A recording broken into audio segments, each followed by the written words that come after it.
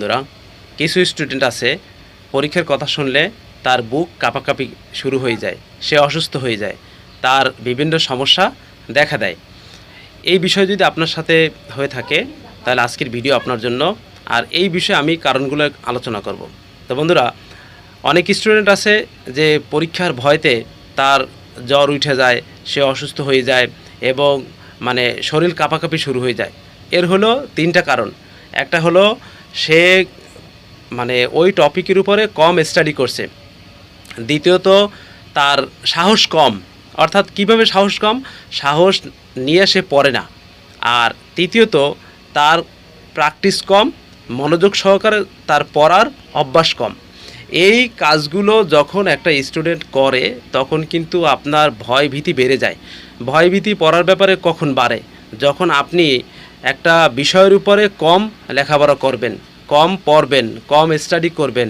ওই বিষয়ের উপরে যখন আপনি প্রতিদিন পড়বেন না, পড়ায় অভ্যস্ত না, তো ওই সময় আপনার ভিতর ভীতি ঢুকে যাবে, ভয় ঢুকে যাবে। ওই সময় আপনার মাথায় প্রথম ভয়টা ঢুকবে যে আমি এইটা পারবো না, আমি এটা কীভাবে পারবো। দ্বিতীয় ভয় যে আমি এটা কিভাবে করব। তৃতীয় ভয় পরীক্ষায় আমি কিভাবে লিখব। এই সমস্ত ভয় কাটানোর জন্য আপনার একটা কাজ করলে হবে। সমাধানটা শোনেন। সমাধানটা হলো, আপনি যদি এই সকল ভয় ভীতি সমস্যা যদি সমাধান করতে চান তাহলে আপনাকে প্রতিদিন পড়তে হবে, প্রতিদিন স্টাডি করতে হবে।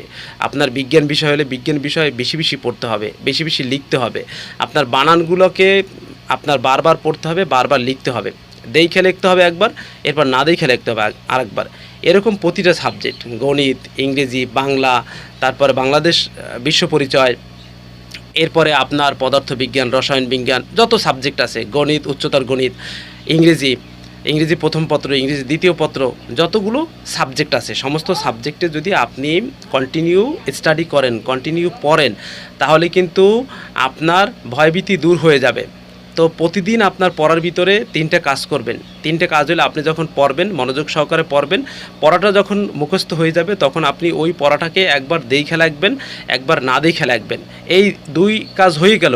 3 নম্বর কাজ হলো আপনি ওই নিজের লেখাটা নিজেই মিলাবেন। আপনি যে বই থেকে, অর্থাৎ যে টপিক থেকে আপনি লিখছেন, ওই টপিকের ভিতরে এই লেখাটা আপনার খাতায় যা লিখছেন বইয়ের লেখার সাথে মিলাবেন।